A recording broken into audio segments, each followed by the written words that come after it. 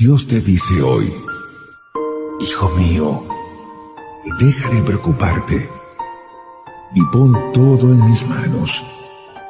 Las preocupaciones entristecen tu vida. Deja de perder el sueño por cosas que no puedes controlar. Yo te he dicho muchas veces que no hay que temer. Yo tengo todo el control. Tu futuro, tu destino, lo decido solo yo. Tu lucha diaria está en confiar. Enfócate en las cosas que te deben de importar. Dedícate a buscarme. Date tiempo para orar.